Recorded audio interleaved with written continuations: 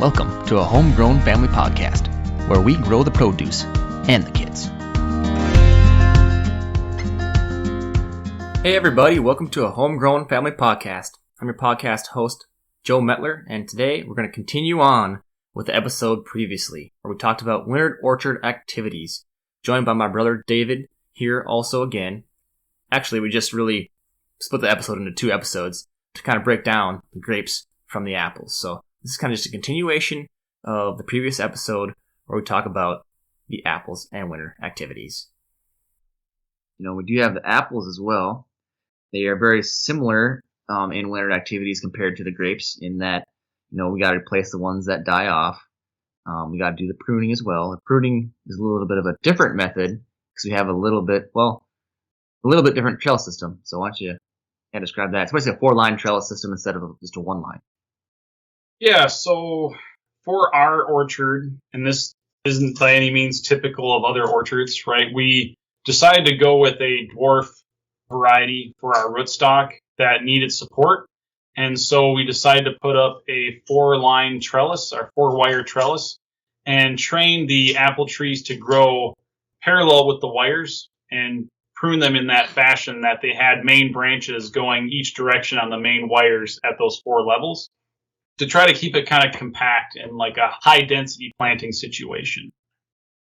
Yeah, the nice thing about those things is that you can usually harvest it on one side and then go around and harvest on the other, or maybe be able to reach through the wire and go all the way down the row. You're not having to be on a ladder or a tractor to loader bucket or anything like that, which we have to do for a lot of the pasture apples that we have out in the pasture. That's kind of Johnny Appleseed everywhere. Some of those we have to get up and climb them and things like that too, just to get all the apples off. But, so yeah, that's kind of our system there. And that kind of started in a variety of different ways. But David got some different rootstocks. He also got some school lunch granny apples that he seeded out and took into some trees and things. So, just for the record, those didn't really turn out. Those seeds I collected from my lunch apples in high school, they grew, but obviously they were not true to type with the apple they came out of. That's something that, as an adult or anyone that works in horticulture knows, planting the apple seeds will not get you the variety that you took the apple from because of cross-pollination and other things going on. That's why when you see a variety in the store, like your Red Delicious, they're all genetically the same because they're all taken from cuttings of that original Red Delicious plant. Yeah, it's kind of crazy when you think about it that way, And that's why when we're talking about rootstocks, anytime you get a tree, we'll have like a different type of rootstock on the bottom to match our winter hardiness area. Like if you want a full tree, you'll have a certain type of rootstock. If you want a dwarf tree, you'll have a certain type of rootstock. What was that rootstock that we used right away, David? Was it M9 or B9 or something like that? So it was Bud 9 or B9. The other things that the rootstock determines for you is your winter hardiness, and also will determine some of your disease tolerance, like the fire blight, and a few other things. But those are kind of the 3 big things: is disease tolerance, cold tolerance, and your height. And some of that will also play into whether it needs support or not, being a dwarf or a semi-dwarf. And that all comes from the rootstock. Yes, that all comes from the rootstock. And then the alternative piece, which is, the scion, what they call it, is going to determine your cultivar type or the apple that grows on that tree. Right. Unless you're David and you have what he calls a Frankenstein tree. Go ahead and describe what this Frankenstein tree is like. So I have a Bud 9 rootstock that I grafted what I will call a family selection, what we call the red crab. I grafted a red crab onto this Bud 9 rootstock and planted it in Renville. Okay, so I'm in a different growing zone, different soil type than up at the orchard. And it's grown pretty well. And once it got, some size to it, had some nice branches on it, I decided to graft a few different varieties on there because I live in town and I only could have 1 or 2 trees. Well, a couple of varieties turned into a dozen varieties, and I have a Frankenstein tree. So you can literally go over to his tree, pick a yellow apple and be like, this tastes good. And then go over to the other side of the tree and pick a red apple and be like, this tastes even better. Yeah, I can pick apples for about a month period there, where I have different varieties ripe at different times, and it's pretty great. That's pretty cool. And so, yeah, part of the whole entire thing when the plants die, like a lot of David's granny apple trees, seedlings that we started, we're taking down and removing out of the orchard, right? They're not quite all removed yet, I don't think. No, I had a couple that I had grafted something else onto them. Some of those rootstock that I grew out originally from seed do have other scion wood grafted on them that produce different apples now. But most of those trees I started from seed didn't really produce anything worthwhile. Yeah. So that was the first couple rows, and we've kind of been putting new things in there here and there, and then we started 2 newer rows, which we have a certain rootstock of there. It's a mixture of a couple different rootstocks that we tried. Yeah, so we weren't sure if the Bud 9 was the right rootstock for us, and if we would have done a little digger deeping, maybe we would have changed which rootstock we were using back when we started. But Bud 9 was a rootstock that I knew was really cold hardy, which is what I was after. It's originally for the central Russia, so it's going to survive in Minnesota. That was kind of the real big reason I wanted that variety. But now we are trying some different rootstock from the Geneva line. So they all start with a G, and then you have a different series of numbers after that. And we selected 5 different varieties from the Geneva line to try. And we just wanted to see which ones perform the best in our growing area and our soil type. And they're all a little different. Like Joe said earlier, they're going to have a little different mature height, maybe a little different precociousness, which is just, how much fruit do they produce, right? Some of them generally produce a little more fruit than others, and that's also dependent upon your rootstock. It's only been, 2 or 3 years since we planted those rootstock. I think we're coming up on year 3 here. Yeah, I think we're coming up on year 3, and I had some pretty successful grafting onto those apple trees with, again, we did a variety of different scion wood to kind of just do a test. And just looking at them this fall or this winter when we were pruning, I think we're looking at that Geneva 935 as maybe being the one that I think looks really nice. It put on a lot of growth from the scion wood, but it also didn't sucker a lot. So some of those rootstock might sucker more than others, which is another thing to pay attention to because that just means you got more pruning to do.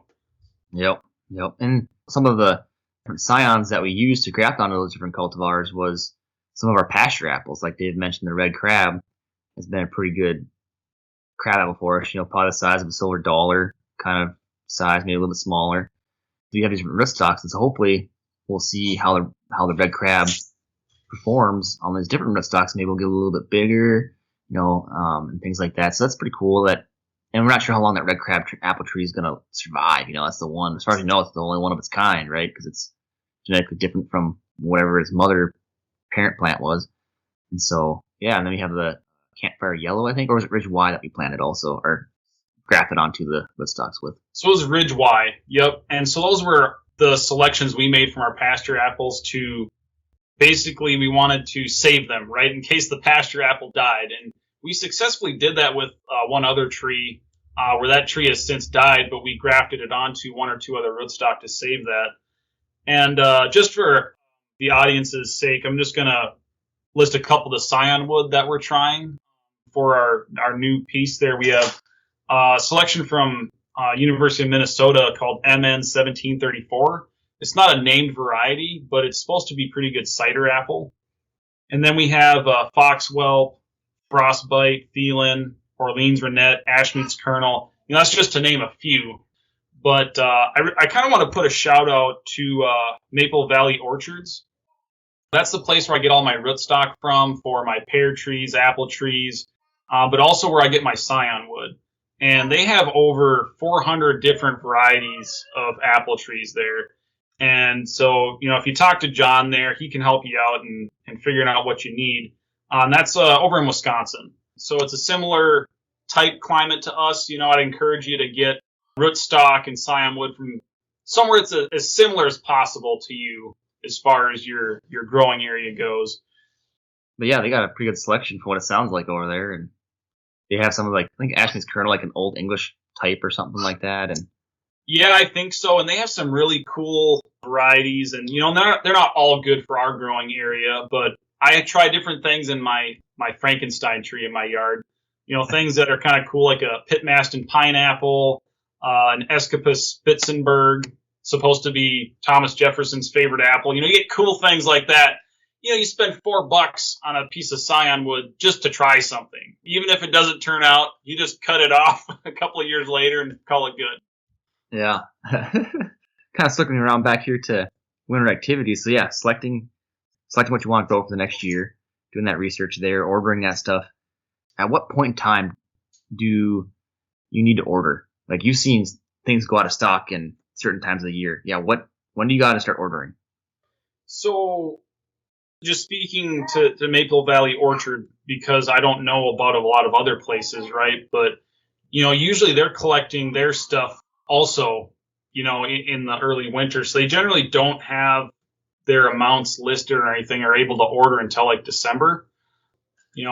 December, January, if you can get in that kind of time of the year to order. I'm sure they have things still available too. I'm just a little, nervous about not being able to order stuff that I want. I usually go online as soon as I can to order things when I know they're available. So then we order things, and pruning apples, we kind of talked about that, and that is just different because we prune on 4 different wires. But as grapes, we leave a certain amount of buds and things. And the apples we want to keep all fruiting burrs on those, don't we? Or we actually thin some of those off as well. Joe makes a very good point. Pruning grapes and pruning apple trees, drastically different. I mean, they're occurring the same time of the year, but when you're looking at apple trees, you want to plan a little bit more, right? You want to be a little more careful about what you're doing. Grapes are very forgiving. You can lop, tons of growth off of those things, but in apple trees, you really only want to be removing maybe 20% of the branches or growth in a given year. Otherwise, you can do some damage to the tree, affecting its winter hardiness or just survival in general. So the main thing to look for is pruning first, any diseased or damaged branches that maybe they got caught by the mower or something and, broke or something like that. So that's the first thing you want to do, is remove anything that is diseased or injured. Second thing is to look for any branches that are kind of rubbing or crossing each other, because those can become issues later. And then you're also looking for your growth habit that you're trying to get, right? So you want to have, generally speaking, you want a nice open canopy, right? But we're kind of a little different with our wire system. So we're pruning them to go on those wires. So as a homeowner with a single tree in your backyard, going to be a little different, but general principles are the same. Going to want to remove any suckers or water sprouts that you have coming up from the trunk or from any of your main limbs. Those branches that grow straight up and down generally aren't very productive. However, those are really good if you want to collect scion wood to graft with yourself. So that 1 year of growth that's grown straight up and down, nice vigorous growth, works really good for grafting. If it's the thickness of like a pen or a little bit bigger, that's kind of what you want to work with. But anyway, not talking about grafting right now, pruning. So when you're pruning, you're going to want to make sure to look for those things first.